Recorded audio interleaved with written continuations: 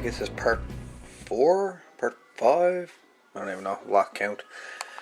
Anyways, so we're still working at the 431 here, and basically what I've done since the last video, I've added the fuse holder right here. There's a 2 amp fuse inside of this thing, so the power supply is now fused.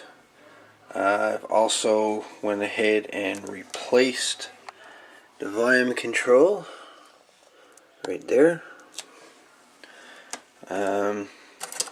Only problem I had with it, this volume control, which original was 2-gang control. Top one's for your PA audio, and the other one is your volume for the sound for the radio. So the only control I had, which was basically same size, same amperage and everything, it was only a single gang. So the PA side is not connected at the moment, as you can see, but the control, the new one, is installed. So let's just start her up here.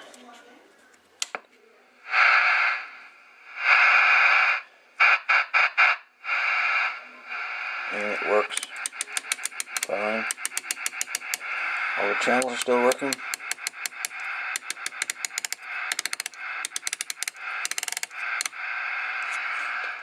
The PA side of the radio, I don't really care too much about it, to be quite honest with you. I never use it, and I've never seen anybody that I know ever use it. So I don't know. So I may just leave this disconnected. We'll see. So anyways, so yeah. So I got the volume control replaced. I've got the fuse put in. I've got the channel selection working properly. So basically, yeah, in order to mount the fuse, I used the same spot that its DC plug was in. But yeah, chances of getting a plug like that one, slim to nothing, as you know. Getting the matching plug for that is like, forget it, not happening. Might, but you know, why bother? So there's a nice convenient spot to put a fuse holder, and that is what I got done. So we now have a 2 amp fuse in there. The power wire that was ran here I've removed, and yeah, so there we go. Right now we're almost there. The meter, on the other hand, I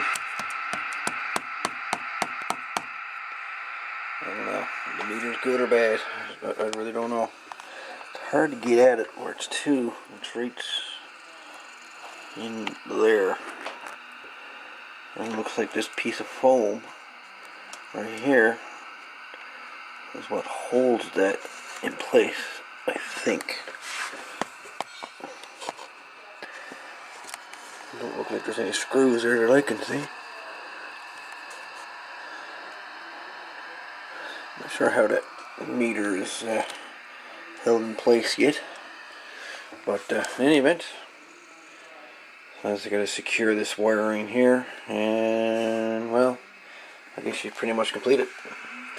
Because right now I don't have a meter to use at the moment. I'll have another look here and see if I can figure out the way how to loosen that. And I also removed this capacitor, electrolytic, 680 UF 40 volt, and I put a 2200 25 volt back here instead of that. So yeah, we've got a couple items that has been removed. There's no DC, you can't use external power on this one at the moment. I have that disconnected altogether. So there's the parts that's left over. Yeah. Now I still may add a DC jack in the back of this radio. Haven't decided yet.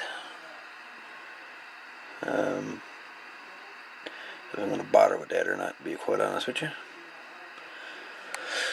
But, anyways, secure this radio, this wire, and then as far as I'm concerned, this radio is fixed. Well, at least it's usable, not like it was. Anyways, I'll do another video at once, and we'll put her on the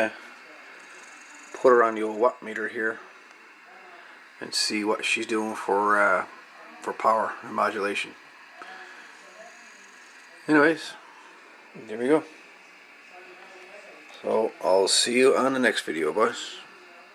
All the best.